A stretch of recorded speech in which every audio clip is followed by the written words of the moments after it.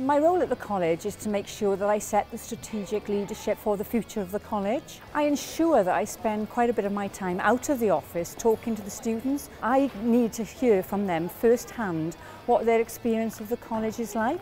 The most important thing is making sure that the learners who join the college achieve their ambitions and their educational goals. Hi guys, thanks so much for taking your time to talk to me this morning.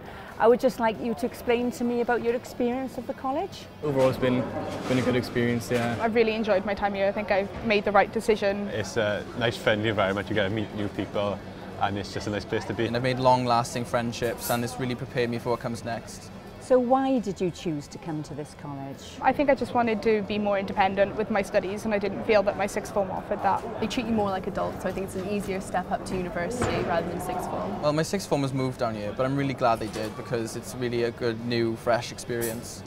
It's important for me as college principal to walk around and talk to as many students as I can.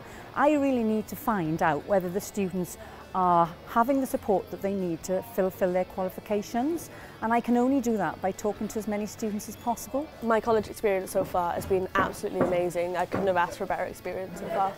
Well, I chose to come to this college because they offered many more courses than my sixth form did, and it had amazing transport abilities from where I live, so it was just the best option for me.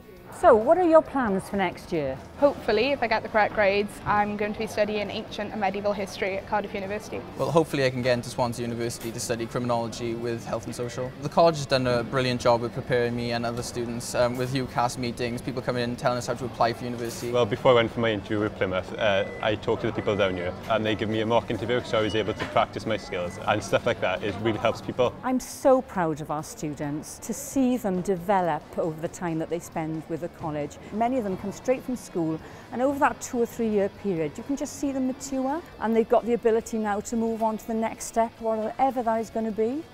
Thank you ever so much for talking to me, and good luck with the rest of your studies.